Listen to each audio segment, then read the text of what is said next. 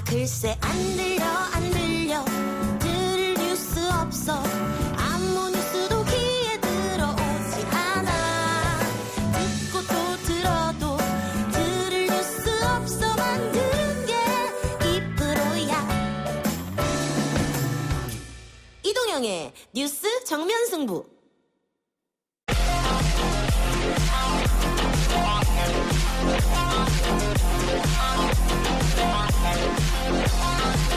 YTN 라디오 이동영의 뉴스 정면 승부 3부 시작합니다. 매주 금요일 이 시간은 이슈 언박싱 코너가 준비되어 있습니다.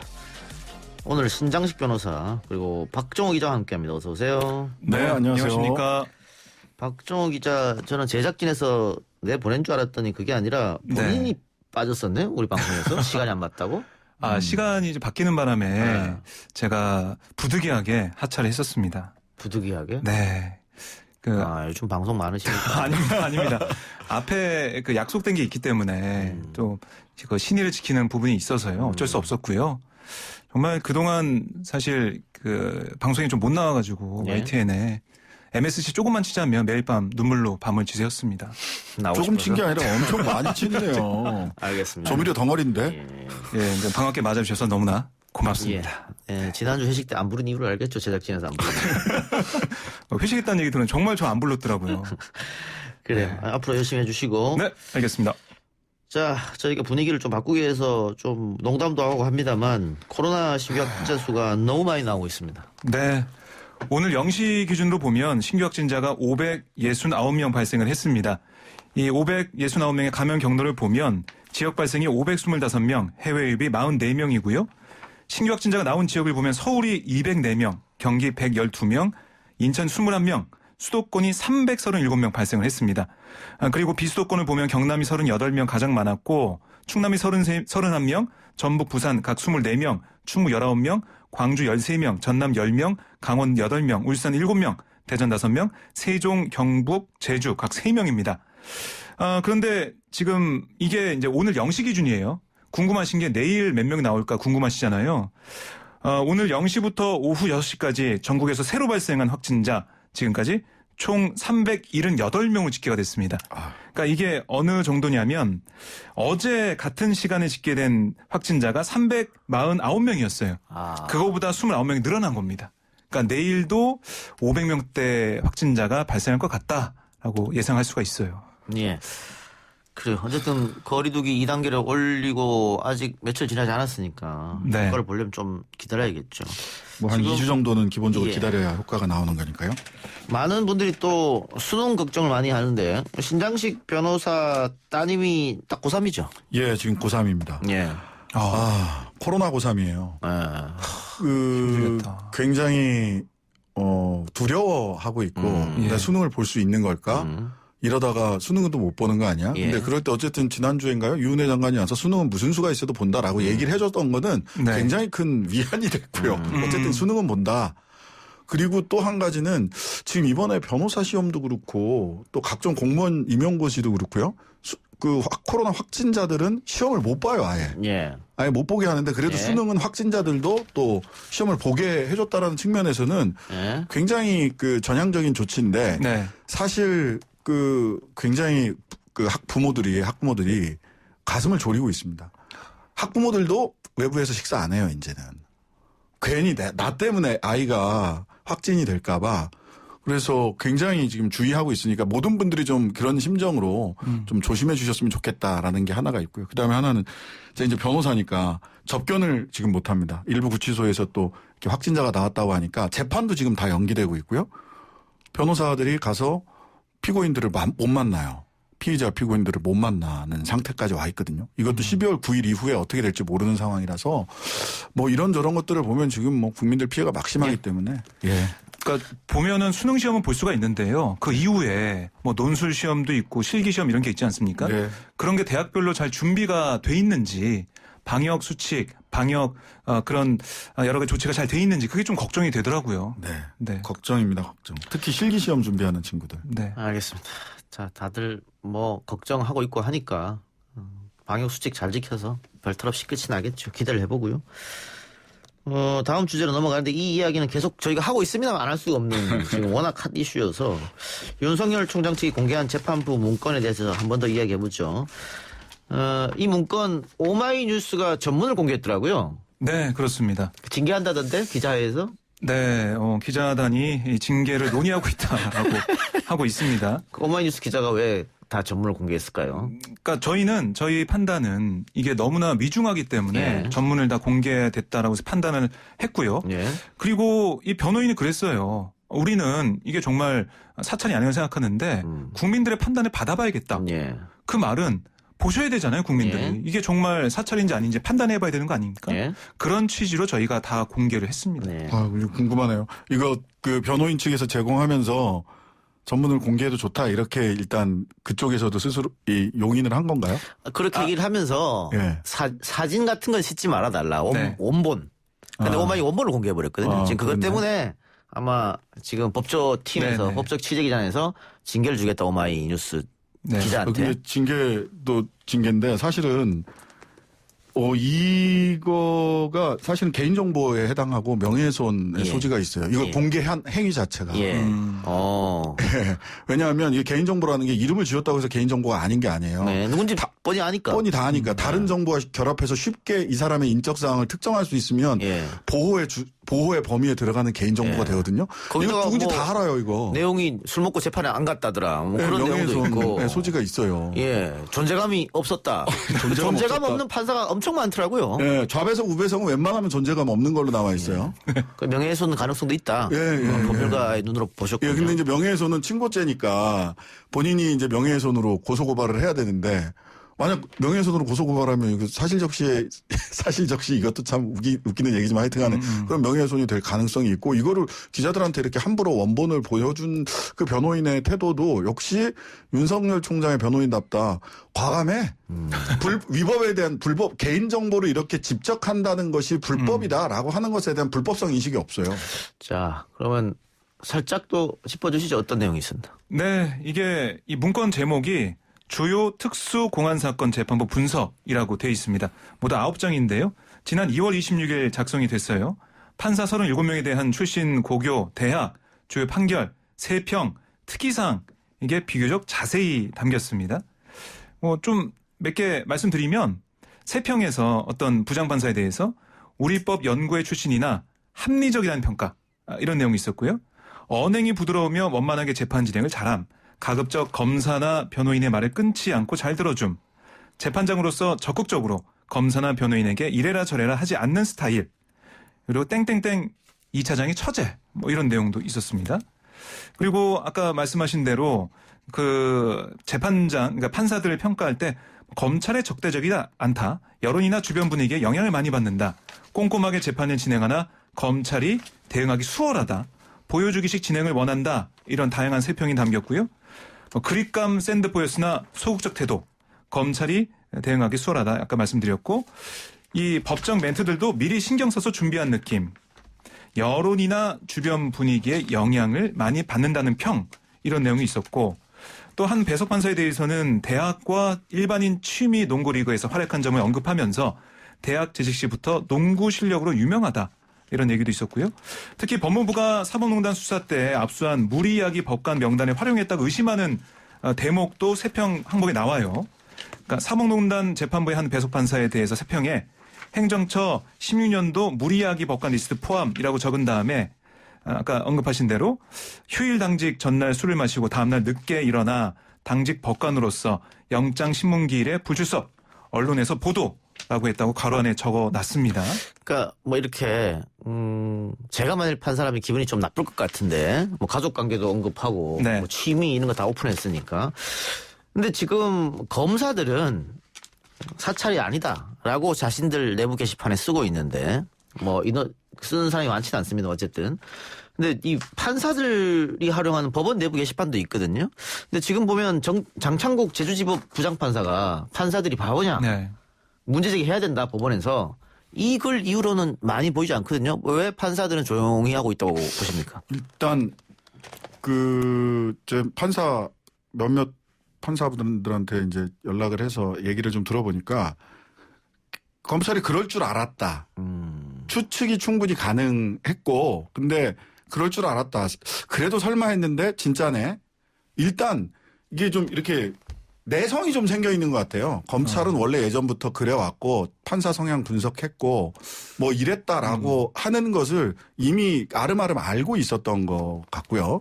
그다음에 굉장히 기분은 나빠하는데 그렇다고 사법부가 직접 나서서 판사가 직접 나서서 이런저런 이야기를 하는 거는 좀 적절치 않은 것 아니냐라는 쪽으로 생각을 하고 있는 것 같아요. 그러다 보니까 사실은 그런 이때는 이제 제주지법의 장창국 판사 같은 경우는 가만히 있으면 안 된다라고 목소리를 내야 된다. 그러니까 실은 뭐 판사들은 바보냐라고 얘기했던 게 약간 판사들을 상대로 해서 판사들이 네. 좀 들어라. 가만히 있으면 안 된다 지금은. 장창국 판사는 그렇게 얘기를 하는데 다른 판사님들은 조금 신중한 태도 그럴 줄 알았다. 저놈들이 원래 그렇지 뭐. 약간 이런 태도더라고요. 예. 예. 자, 이걸 두고 사찰이냐 아니냐 그냥 공소 유지를 위해서 필요한 자료냐 입장이 나누고 있는데 야당은 사찰이 아니라고 하고 있어요. 두 분 어떻게 보겠어요? 뭐 저는 기본적으로 볼 때 이걸 누가 했느냐 이런 정보를 누가 모아서 어떻게 어떤 절차를 거쳐서 이 문서로 만들어졌느냐 이걸 보면 이 검사가 만들었던 검사가 소속이 수사정보정책관실이었어요. 근데 수사정보정책관실이 뭐 하는 데입니까? 예. 수사 정보를 수집하고 관리하는 데예요. 예. 근데 뭐 공판 관련된 그런 부서도 아닌 곳에서 물론 거기서도 이렇게 하면 안 된다고 저는 보지만 이런 자료를 모아서 문서를 만들어서 그거를 윤 총장한테 보고를 하고 윤 총장은 그걸 또 반부패 강력부에 내려보내라 해서 이용하게 했단 말이죠. 저는 검찰에서 왜 이렇게 자기 업무도 아닌데 이걸 했는지 사실 공무원이나 공직자 같은 경우는 자신이 할 수 있는 그 업무에 한해서 일을 해야 되잖아요. 예. 그렇게 하지 않으면 뭐 직권 남용이 되고 직권 오남용이 되는데 그걸 했는데 거기에 대해서 이거는 우리 업무다라고 주장하는 검사들을 보면서 글쎄요. 이게 원래 이렇게 내가 하면은 뭐든지 다 괜찮다라는 식으로 생각을 해와서 이렇게 판단하는 건지 아니면 지금 상황이 좀 안 좋으니까 계속해서 우기는 건지 모르겠지만 제가 볼 때는 이거는 상식적인 업무나 뭐 정상적인 업무가 아니라고 생각이 됩니다. 의무 없는 일을 시키거나 시킨 거죠. 해서는 안 되는 거죠, 사실. 네, 그 직권남용 권리행사 방해 내지는 직권남용죄라고 네. 생각이 네. 되고요. 왜냐하면 이걸 이제 사찰이란 얘기를 굉장히 그 좁게 해석을 하면서 얘기를 해요. 보수야당이나 보수 언론에서. 그러니까 무슨 미행 감시 도청, 도감청 이런 걸 하는 것만 사찰이라고 생각을 하는데요. 개인정보법상 개인정보 주체, 그러니까 나의 동의를 안 받고 나와 관련된 이야기를 이렇게 한 군데 모아서 집적해 놓는 것 자체가 개인정보법 위반이에요. 예, 그런 일을 하고 있는 거죠. 그렇죠. 예. 그 다음에 이거를 집적해서 보관한다는 것은 이것을 대대손손 물려주겠다는 거. 다른 뒤에 여기 보면 저는 제일 눈에 띄었던 게 기보고라는 괄호표예요. 기보고라는 것은 이게 그 윤석열 총장 직무집행정지된 윤석열 총장이 이거 뭐 일회성으로 검찰 그 법원 인사가 2월 24일 날 있었기 때문에 일회성으로 만든 거다라고 얘기를 했는데 예. 괄호 열고 기보고 이렇게 써 있어요. 이전에도 계속 만들어서 업데이트 했다는 거죠. 그리고 법무부에서 낸 자료하고 그 오마이뉴스에서 입수한 자료하고 달라요. 여러 가지 버전이 있다는 얘기고요. 그 다음에 심재철 그 부장이 당시에 그 윤석열 총장이 이거 보고서 그쪽에다 넘겼더니 화를 내고 배포하지 못하도록 했다. 일반 검찰 부서에라고 했는데 그럼 그전에는 배포했다는 거잖아요. 그럼 그 전에 반부패 강력부장이 누구냐면 한동훈 검사장이었어요. 그러니까 1월 말에 바뀌었죠. 그러니까 1월 말까지는 아무 문제 없이 이게 유통되다가 심재철 부장이 와서 이 유통을 그때 막은 거죠.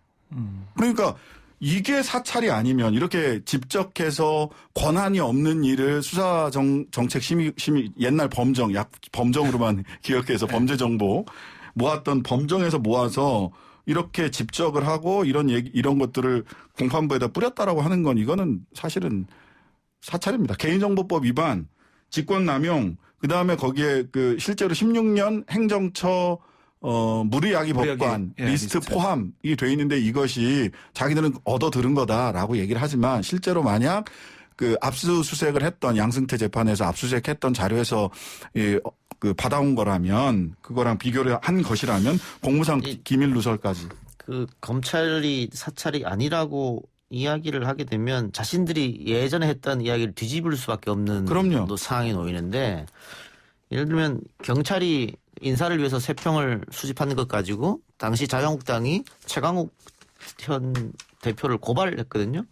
그리고 검찰이 사찰이 맞다고 수사에 착수했고. 예, 올 1월 달에. 1월에. 또 보건복지부가 만들었다고 하는 뭐 블랙리스트 사건, 환경부. 그것도 역시 세평을 수집한 건데 기소했죠. 불법 사찰이라고 이야기하면서 기소를 했단 말이죠. 네. 그건 환경부나 경찰이 하는 거는 사찰이고 검찰이 우리가 하면 사찰이 아니다 이렇게 돼버리니까 좀 논리는 궁색합니다. 논리가 안 맞죠. 앞뒤가 안 맞고 네. 그러면서 계속 하는 얘기가 뭐냐면 아니 뭐 그 판사가 강자고 판사한테 재판장이 좋아하는 취향을 맞춰주려고 하는 거다. 근데 이제 곧 수능 있고 면접 볼 텐데 면접관에게 면접을 잘 보기 위해서는 면접 공부를 열심히 해야지 면접관의 성향을 파악하고 면접관 출신 학교 파악하고 이렇게 해서 면접을 잘 볼 수 있는 게 아니에요. 재판 잘하려면 재판 준비를 잘 하셔야 돼요. 예, 알겠습니다. 그렇죠. 그리고 변호사들도 뭐 판사 정보를 파악한다 이런 뭐 문구가 있는 기사도 있던데 파악합니다. 저희들도 파악해요. 파악하는데 네. 이게 변호사와 검사를 똑같이 볼 수 있느냐 저는 이게 참 이해가 안 되거든요. 당연하죠. 이건 조직이 수사권을 가지고 변호사가 무슨 수사권이 있습니까? 뭐가 있습니까? 근데 수사권을 가진 검찰이라는 조직이 그 전 세계에서 가장 막강한 권한을 가진 검찰이 이런 정보를 조직적으로 권한도 없는데도 불구하고 수집했다는 사실 자체가 문제인데 여기에 대해서 문제의식을 못 느껴요. 불법성 인식이 없어요. 그게 가장 놀라워요. 예. 자, 윤석열 총장이 직무정지와 징계 청구를 취소해달라면서 행정소송을 냈잖아요. 네네. 이게 30일 날인가요? 30일 날. 다음 주 월요일입니다. 예, 법원이 신문 절차를 진행하죠. 네. 그 이후로는 어떻게 되는 겁니까? 아마 예. 뭐 30일에 이 진행을 하면은 신문조차 진행하면은 아마 빠르게 결과 나온다라고 볼 수가 있겠어요. 그러니까 자체가 예. 다음 주에 월화수에 쭉 시리즈가 열리는데요. 예. 월요일 날 그 효력정지, 직무집행 정지에 대한 효력정지 가처분 심리가 있습니다. 그러면은 그 뭐 당일날 나오기도 하고 하루 이틀 안에 결과가 나올 거고요. 그 다음에 수요일 날이죠. 다음 주 수요일 날 징계위원회가 수요일 날 오후 4시에 징계위원회가 소집되어 있고 그 다음에 화요일 날 감찰위원회, 외부 감찰위원들이 3분의 1 이상의 감찰위원회 소집을 요청을 하면 감찰위원회가 열리도록 되어 있는 것으로 알고 있는데요. 그래서 다음 주 화요일 날 감찰위원회도 열릴 가능성이 있습니다. 그래서 월, 화, 수 이렇게 쭉 보면 사실은 가처분 심리, 그다음에 감찰위원회, 징계위원회까지 다음 주에 승부가 날 가능성이 큽니다. 징계위원회에서 징계를 연다. 위원장이 또 법무부 장관이고 예. 하다 보면 징계가 나올 수도 있겠다. 나올 뭐 수 징계가 있죠. 나오면은 절차상 법무부 장관이 퇴임 건의를 할 수 있고 네, 그럼 대통령이 결정하면 해임되는 거지 않습니까? 그렇습니다. 그럼 뭐 아까 제가 황보승희 의원과 인터뷰할 때도 언급했습니다마는 임기가 보장된 검찰총장을 대통령이라고 해임할 수가 법적으로 할 말이 수가 안- 없으니까. 저도 아까 바깥에서 좀 들었는데 아니 저건 뭘 잘못 알고 계시는 것 같은데 예. 라는 생각이 들었던 게 사실 검찰총장을 전에 여기서 말씀 한번 드렸던 것 같은데 검찰총장을 자리에서 본인이 물러나지 않으면 할 수 있는 방법은 국회에서 탄핵하는 예. 거. 그다음에 지금처럼 검사 징계법에 따라서 예. 징계받는 거. 징계하는 거. 그다음에 해임을 자꾸 대통령이 해임해라 하는데 임기 보장된 그 공무원에 대해서 해임권은 함부로 행사할 수가 없어요. 예. 그러니까 이런 징계위원회를 거쳐서 해임을 하는 것이지. 아니면 법원 판결로 법원 간다거나. 판결로 하든가. 예. 이거 말고는 방법이 없는 예. 겁니다. 그래서 그렇다 그러면 만일 징계위원회 징계가 난다고 하면 행정소송은 의미가 없지 않습니까? 대통령이 인사권자가 그걸 받아들인다면 그럼에도 징계가 불구하고 결정이 나고. 예, 그럼에도 불구하고 징계위원회 징계 취소, 그렇죠. 징계 결정 취소와 그걸 관련된 해달라고 소송을 또 합니다. 소송을 또 할 수 소송을 있겠죠. 합니다. 소송을 지금 하고 있는 거는 직무 배제 명령을 효력정지. 취소해달라라고 하는 본안 소송이 있고 그 본안 소송이 끝나기 전까지 효력을 정지해달라라고 하는 거고요. 징계위원회에서 결정을 해서 해임이 되면 징계위원회 결정을 취소해달라고 하는 소송을 하고 그 소송이 뭐 한 3년 이렇게 걸릴 거예요. 예. 그래서 사실 징계위원회에서 징계 결정이 나면 법적 절차로서 그 법적으로 총장이 계속 앉아 있을 수 있는 방법은 없다. 이렇게 보시면 됩니다. 예. 알겠습니다. 좀 지켜보도록 하고요. 근데 뭐 윤석열 총장이 국정감사장에서 본인이 어떤 사람으로부터 전해 들었다는 거잖아요. 메신저로부터 메시지를 전해 들었다. 네. 대통령이 끝까지 임기를 지켜라고 했던 메신저가 누군지는 잘 모르겠습니다만, 그거 대통령이 불신임하면 나가겠다는 뜻과 일맥상통하잖아요. 맞습니다. 그래서 저는 그 국감장에서 했던 이야기를 거꾸로 해석을 하면 윤 총장은 지금 그러니까 추미애 장관께서 보고를 했고 징계위원회 회부합니다. 직무 배제 결정을 합니다라고 보고를 했을 때 아무 답도 하지 않았다라고 하는 것은 역으로 해석을 하면 국감장에서 얘기했던 게 역으로 해석을 하면 스스로 옷을 벗어야 되는 메시지예요. 본인은 신뢰를 아니 그러지 말아라라고 막으셨어야죠. 그렇지 않다면 그 사인은 본인이 더 잘 알고 있을 텐데. 그러니까 지금 보면은 이 징계 청구된 뭐 크게 보면 6가지 그 혐의가 있지 않습니까? 네. 그걸 봤을 때 특히 사법부 사찰 의혹 이걸 봤을 때 대통령이 뭐라고 했을지 그걸 보고도 뭐 신뢰한다 이렇게 얘기 안 했을 거 아니에요. 저는 그 점도 상황이 바뀌었다는 점도 좀 생각해봐야 된다고 봅니다. 예. 여튼 이거는 지금 절차 안으로 들어가기 때문에 지금 뭐 정무적 해결 방안은 별로 없어 보이고요. 이 절차에서 외나무다리 데스매치인데요. 지금 이 절차에서 끝을 내야 될 것 같고 다만 한 가지 꼭 말씀드리고 싶은 거는 이 절차가 진행된다고 해서 윤석열 총장이 가지고 있는 에 대해서 제기된 의혹이 여긴 일부예요. 실제로 수사권이 박탈되면서 수사지휘에서 빠지라고 그 추 장관이 지휘했던 가족 관련된 사건이나 뭐 이런 것들이 있기 때문에 이것까지를 다 한번 종합적으로 볼 필요가 있다. 이렇게 보입니다. 알겠습니다. 지금까지 이슈 언박싱이었습니다. 두 분 고맙습니다. 네, 감사합니다. 고맙습니다.